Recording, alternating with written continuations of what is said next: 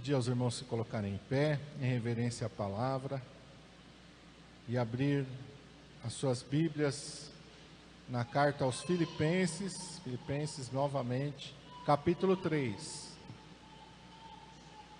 Filipenses 3. Amém? Todos acharam? Quero ler com os irmãos a partir do versículo 17.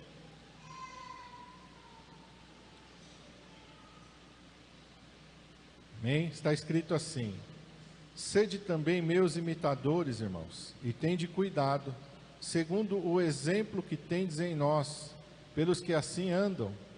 Porque muitos há, dos quais muitas vezes vos disse, e agora também digo, chorando, que são inimigos da cruz de Cristo. O fim deles é a perdição, o Deus deles é o ventre, e a glória deles é para a confusão deles mesmos, que só pensam nas coisas terrenas. Mas a nossa cidade está nos céus, donde também esperamos o Salvador, o Senhor Jesus Cristo, que transformará o nosso corpo abatido para ser conforme o seu corpo glorioso, segundo o seu eficaz poder, de sujeitar também a si todas as coisas. Amém? Vamos orar. Pai santo e maravilhoso, nós estamos diante da Tua palavra, Senhor, neste culto, Senhor, em que o Senhor se faz presente no nosso meio. E nós pedimos, fala conosco, Senhor, através da Tua palavra. Santo Espírito de Deus, Tu sabes o que cada um de nós necessita nesta manhã, Senhor. O Senhor já tem algo preparado, Senhor, para cada um de nós. E que a Tua vontade, Senhor, se cumpra, Pai, sobre cada vida e sobre cada coração. E que o Teu trabalhar nesta palavra seja maravilhoso em todos nós. Nós te pedimos em nome de Jesus. Amém. Amém? Os irmãos podem se assentar.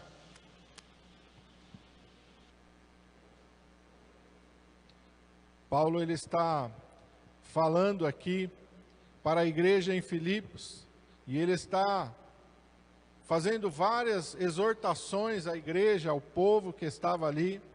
E no versículo 17, ele diz: sede também meus imitadores, irmãos, e tende cuidado segundo o exemplo que tendes em nós, pelos que assim andam.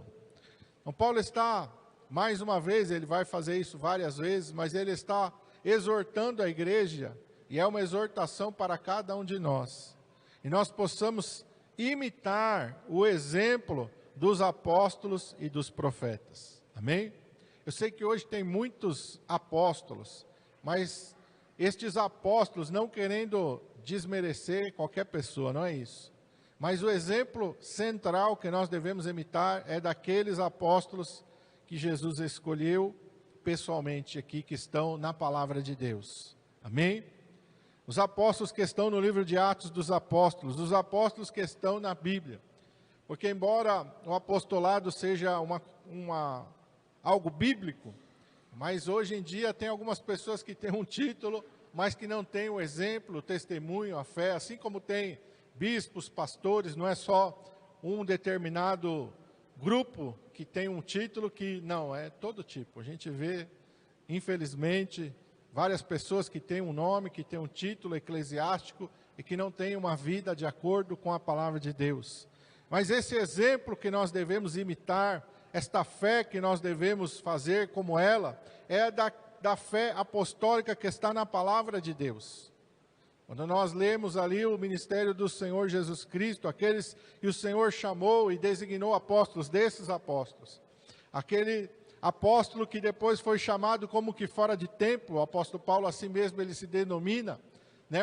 Alguém que foi chamado como fora de tempo, porque o ministério dele começa já depois da morte e da ressurreição do Senhor.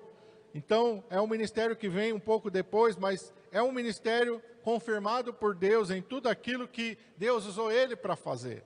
O próprio Senhor, quando se encontra com ele ali no caminho de Damasco, o Senhor o escolhe, o Senhor o designa para uma missão que ele vai cumprir até o final. Então é esse exemplo, essa fé, e nós devemos imitar esses bons exemplos. Porque nós, como seres humanos, nós temos essa tendência de querer imitar exemplos e comportamentos. Todos nós somos assim.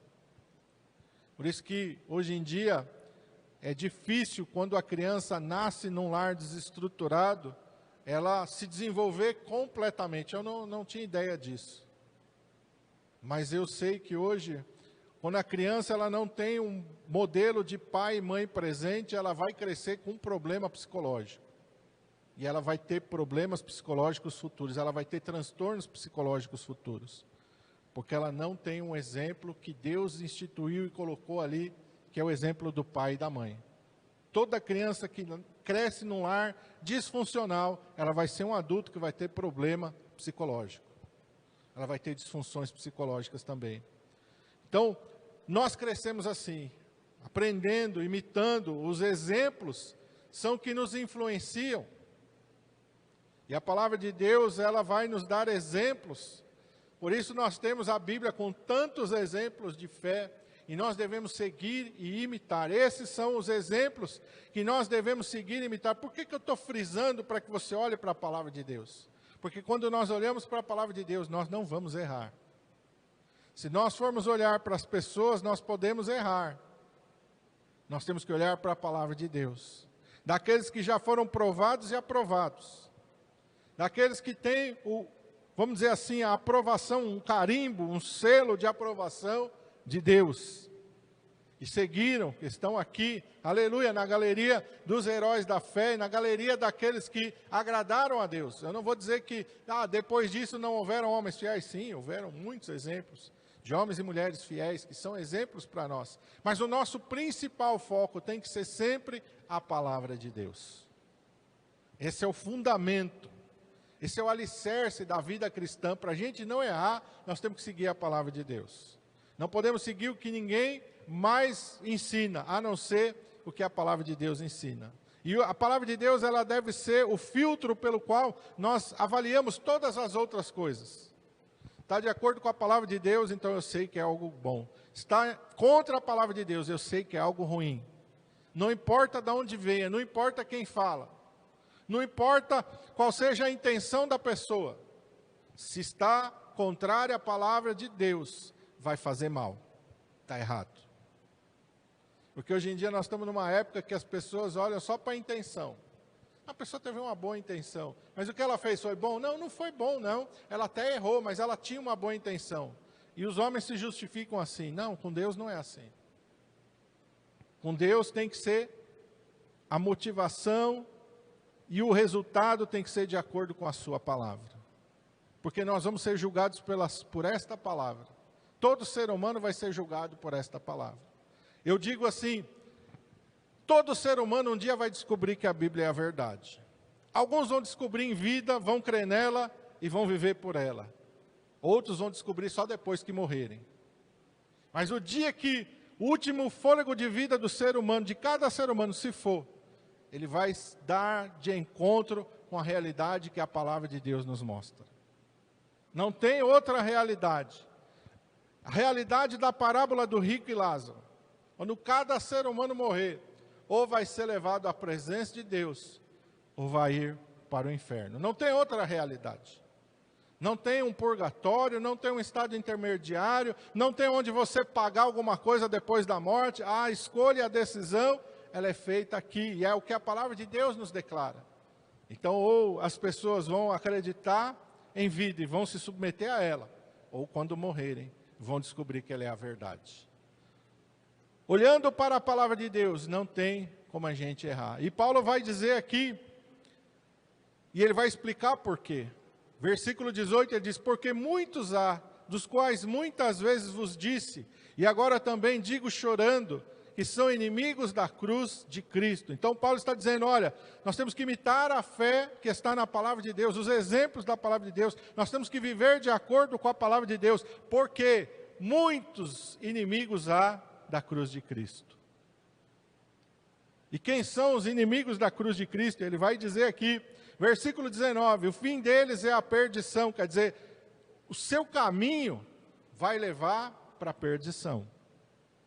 Por isso a Bíblia diz, há caminho que ao homem parece ser direito, mas o seu fim são caminhos de morte. Por isso quando a gente lê Mateus 7, Jesus vai dizer, muitos me dirão naquele dia, Senhor, Senhor, eu fiz isso, eu fiz aquilo, e Jesus vai dizer, apartai-vos de mim, eu não conheço vocês. Vós que praticais o quê? A iniquidade. O que é a iniquidade, irmão? É um padrão de vida que está fora da palavra de Deus. Isso é iniquidade. O mundo pode dizer que não tem problema, que não tem nada, que é assim mesmo. As pessoas podem dizer para você, não tem problema nenhum, a vida é assim. Olha, os tempos mudaram. Olha, a Bíblia ela foi escrita há tantos anos atrás, não se encaixa mais para o nosso padrão de hoje. Não importa o que as pessoas dizem. A Bíblia chama toda prática contrária à palavra de Deus de pecado e de iniquidade. Não importa se um pastor, se um bispo, se o papa disser para você que não tem problema, não importa o que as pessoas dizem, aquilo que a palavra de Deus declara é absoluto. Esse é o padrão de Deus, essa é a régua de Deus. Deus não vai te julgar porque o que alguém falou, Ele vai te julgar pela palavra de Deus. Nós vamos ser justificados ou nós vamos ser condenados diante da nossa atitude frente à palavra de Deus. E Paulo vai dizer isso aqui, muitos dos quais muitas vezes vos disse, e agora também digo chorando, são inimigos da cruz de Cristo, o fim deles é a perdição. Agora você começa a entender, o Deus deles é o ventre. Pessoas que só fazem aquilo que querem. Ele vive, mas ele vive para ele mesmo. Ele está pouco ligando porque a palavra de Deus diz. Ele só se preocupa em satisfazer a sua vontade, as suas paixões, os seus desejos. Ele não está se importando. Mas a palavra de Deus diz que isso é pecado. Deixa para lá. Eu não quero saber. Não, sabe como é que é? Não, ela até fala, mas sabe aquela conversa mole? Não, a Bíblia até diz, mas olha, veja bem. Então, sabe? Fuja disso. Fuja disso. Porque hoje em dia tem até igrejas, até segmentos que vão dizer, não, tudo bem. Deus só quer o seu coração, venha do jeito que você está, permaneça do jeito que você está, você não precisa deixar o seu pecado, aquilo que a palavra de Deus diz, olha, não é bem assim, o seu comportamento sexual não tem problema, o seu estilo de vida não tem problema, você não precisa mudar nada, continua do jeito que você está, porque Deus só quer o seu coração. É esse tipo de comportamento que Paulo está dizendo, o Deus deles é o ventre, a glória deles é para a confusão deles mesmos. A pessoa pode dizer, não, mas olha como minha vida está boa. Não, se eu tivesse errado, a minha vida não estaria assim, minha vida está abençoada. Olha para mim. Não, esse não é o padrão. Esse não é o padrão. O padrão é a palavra de Deus. Não é se a pessoa é rica ou pobre, não é se a pessoa tem bens ou não é esse o padrão. Não é isso que Deus está avaliando. Deus está avaliando o nosso compromisso com a palavra de Deus, porque os ímpios também prosperam. Porque aqueles que estão em desobediência à palavra de Deus, eles também dão certos planos e os projetos deles sobre a terra. Esse não é o padrão pelo qual Deus vai avaliar. Se fosse assim, então os faraós seriam os homens mais abençoados da terra. Viveram no luxo, na riqueza, eram adorados como deuses, né? Tinha para qualquer coisa que eles fossem fazer, tinha alguém para servir. Então, se fosse esse o padrão, Nabucodonosor, então, não seria Daniel, o servo de Deus, seria Nabucodonosor. Que, olha, ele governou o maior império que já foi nessa terra. Cabeça de ouro, o reino mais esplêndido que teve. Não é esse o padrão de Deus. A glória deles é para a confusão, porque é uma glória humana. Porque é uma glória que provém dessa terra, que provém dos homens. A glória deles é para a confusão deles mesmos. E aqui está algo que nós precisamos atentar muito bem. Só pensam nas coisas terrenas. E aqui eu quero que você pare e você avalie qual é o foco da tua vida. Qual é a tua motivação de servir a Deus e de buscar a Deus? Por que você está na igreja? Por que você ora? Por que você busca a Deus? Qual é o foco da tua vida? Porque Paulo está deixando bem claro aqui, meu irmão, que quando o nosso foco está só nas coisas terrenas, nós estamos errando. Nós estamos seguindo um exemplo errado. Nós estamos sendo influenciados de uma maneira negativa. Se o nosso foco é só na coisa terrena, nós estamos no caminho errado. Se eu oro, mas eu oro só pelas minhas necessidades. Se eu busco a Deus, se eu só busco a Deus pelas minhas necessidades. Se eu sirvo a Deus só na expectativa de bênçãos materiais, o meu foco está errado. Eu estou errado. Se o meu foco está só aqui, Paulo está dizendo, e eu, sem saber aqui, de repente, eu estou me tornando inimigo da cruz de Cristo. Porque Jesus falou bem claro, quem quiser vir após mim tem que fazer o quê? Vamos lembrar do que Jesus tem que fazer o quê? Negue-se cada dia a si mesmo. Tome sobre si a sua cruz e siga-me. Esse é o chamado para cada um de nós. Ah, não foi só para aqueles lá, não, é para cada cristão. Eu estava vendo uma reportagem sobre um pastor que viajou e conversou com os cristãos na China. E eu fiquei admirado, porque todos eles, quando eles se convertem, eles já estão preparados e conscientes de que eles vão ser perseguidos, de que eles vão perder tudo que têm, o governo vai tomar tudo que eles têm, e de que eles vão ser presos. E eles já até preparam um kit prisão, eles têm o kit prisão. Quando eles se convertem, cada um deles tem o kit prisão. Eles já sabem que em algum momento eles vão ser presos. Mas isso não é de maneira nenhuma algo que os desencoraje, ou que os faça voltar atrás. Eu fiquei olhando e pensando, e vendo aquele amor, aquela dedicação. Não tem problema, a gente sabe que a gente vai ser preso. A gente sabe que a gente vai perder tudo que tem. A gente sabe que talvez a gente viva o resto da nossa vida na prisão, mas não tem problema. Nós estamos prontos para isso. Como é que uma pessoa tem essa expectativa de vida, irmão? Porque os olhos dela não estão nessa terra, estão nos céus. Quando a gente olha, e eu li 2 livros assim que são muito impactantes, a história da igreja e o livro dos mártires, que conta a trajetória da igreja dos tempos apostólicos até nós. A igreja sempre foi marcada por perseguições. Sempre. Sempre. A igreja é perseguida na história. Isso acontece em país comunista, isso acontece na Índia, que não é um país comunista. Paquistão, Bangladesh, países árabes. Na Síria lá, tinha muitos cristãos, até a gente não sabia, né? Agora eu fiquei sabendo, comecei a acompanhar lá vários cristãos. E sabe o que agora tomou um pessoal lá que é considerado terrorista por muitos governos. Eles assumiram o poder na Síria. E sabe o que os extremistas estão fazendo? Eles vão na casa dos cristãos e falam, agora essa casa é minha, pode sair. Você é cristão? Pode sair. Essa casa é minha. Estão expulsando os cristãos de várias casas, fazendo eles sair. Alguns estão resistindo, se trancam lá, se fecham, mas muitos estão tendo que sair da sua casa, simplesmente porque são cristãos. E a gente olha para essa realidade, que não é a nossa realidade.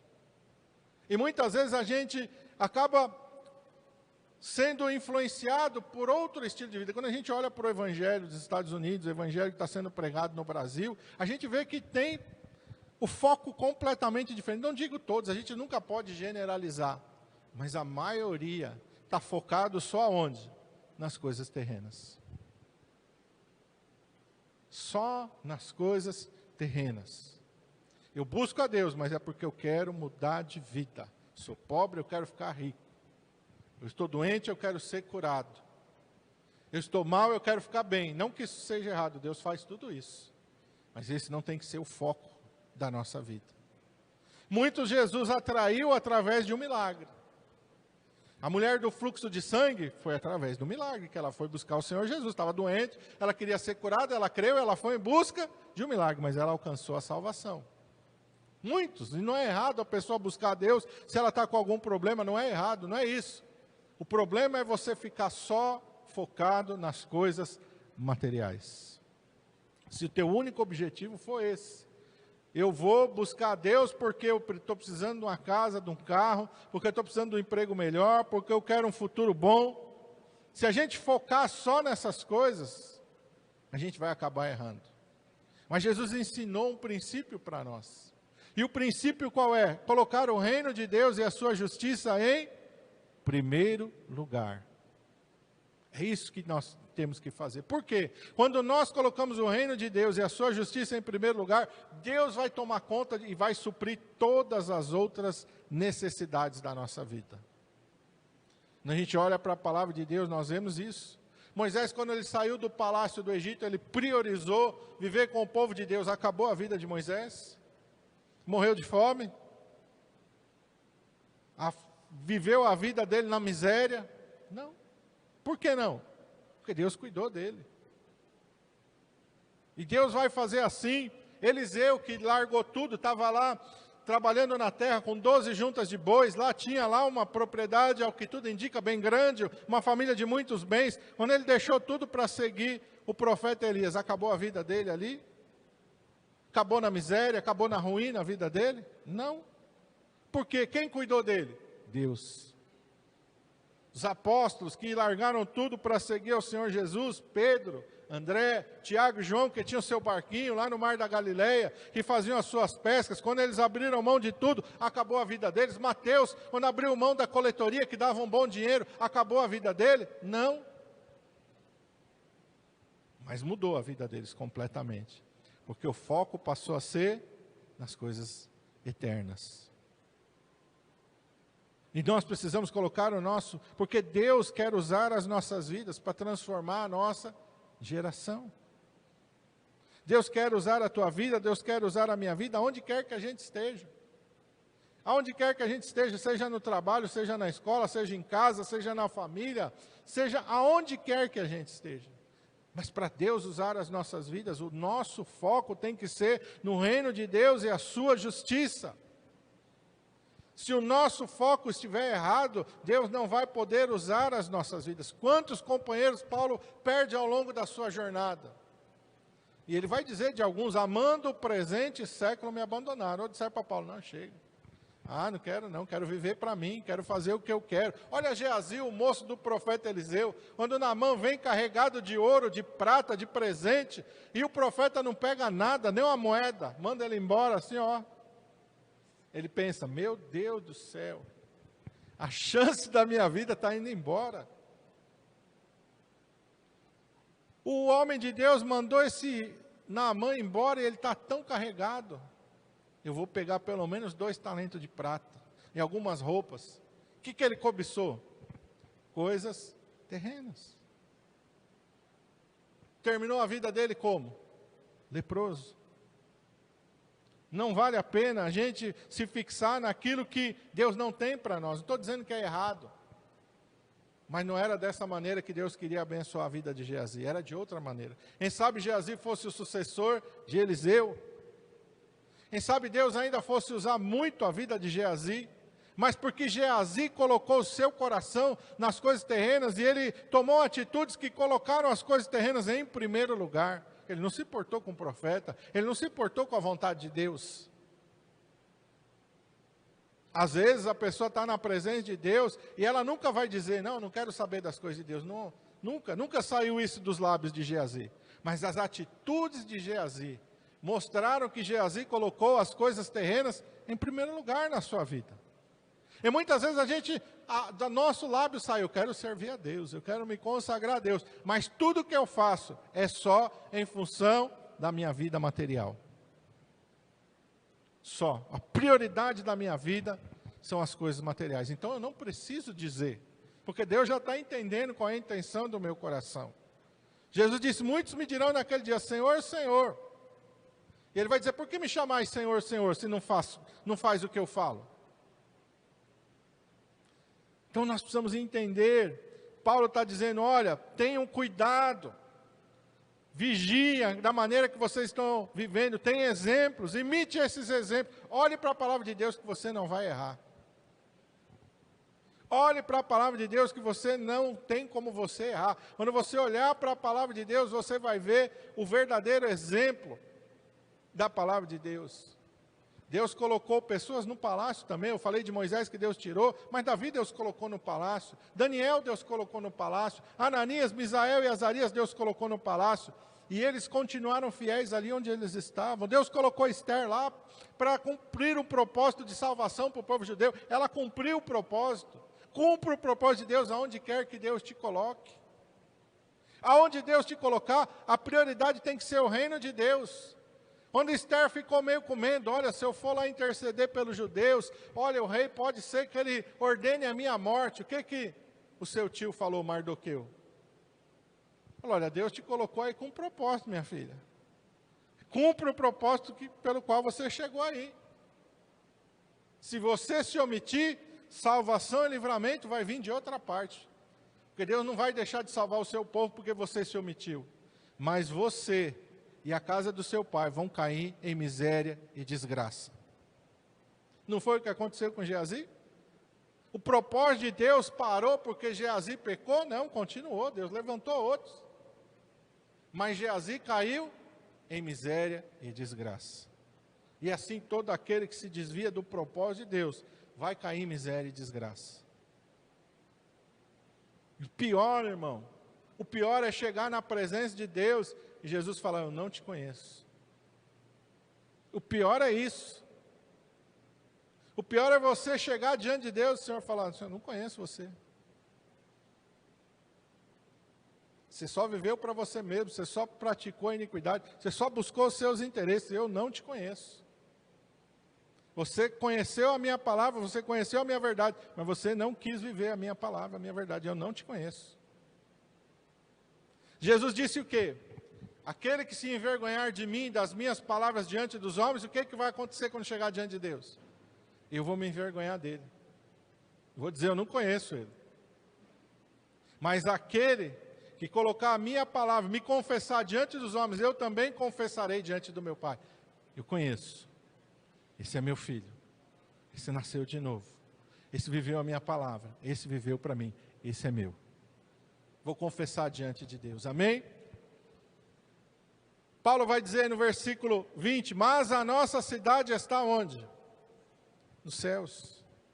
A nossa cidade está nos céus, de onde também esperamos o Salvador, o Senhor Jesus Cristo, que transformará o nosso corpo abatido para ser conforme o seu corpo glorioso, segundo o seu eficaz poder, de sujeitar também a si todas as coisas. Meu irmão, pensa na melhor cidade para se morar hoje. Qual é? No mundo inteiro. Alguns vão dizer Dubai, né? Ou alguns vão dizer qualquer outra cidade, em qualquer outro país, uma cidade rica, uma cidade próspera. O que hoje as pessoas vão imaginar? Uma cidade que tenha prosperidade e uma cidade que tenha todos os serviços. Né? Você tem saúde, você vai ser atendido na saúde. Você precisa de uma casa, você vai ter uma casa. Você precisa trabalhar, vai ter um trabalho. Você precisa de segurança, vai ter segurança. Lá não tem segurança, segurança. Você vai falar, nossa, esse é o melhor lugar do mundo para mim morar. A Bíblia diz que a nossa cidade está onde? Nos céus. No lugar que a palavra de Deus diz, além de todas essas coisas, Deus vai enxugar dos nossos olhos toda lágrima. Que às vezes tem alguém que está morando numa cidade assim, que tem toda a infraestrutura, tudo é top, mas às vezes ela está doente. Ou vocês acham que nessas cidades não tem hospital? Tem hospital. Por que tem hospital? Porque as pessoas estão doentes. Tem psicólogo nessas cidades? Tem, porque as pessoas também às vezes estão doentes na cabeça, no coração. Tem morte, tem cemitério nessas cidades? Tem. Só tem uma cidade que não tem hospital, que não tem psicólogo, que não tem cemitério, que não tem farmácia, que não tem nada disso. Ela se chama Nova Jerusalém. Na Nova Jerusalém não tem hospital, não tem cemitério, não tem farmácia, não tem médico, não tem ladrão, não tem insegurança, não tem violência, não tem dor. É a Nova Jerusalém. E a Bíblia diz que esta cidade é a nossa. Essa é a nossa cidade. Jesus disse que lá Ele tem preparado um lugar para nós. Quem sabe você não tem ainda uma escritura aqui nesta terra, um lugar que você possa chamar de seu.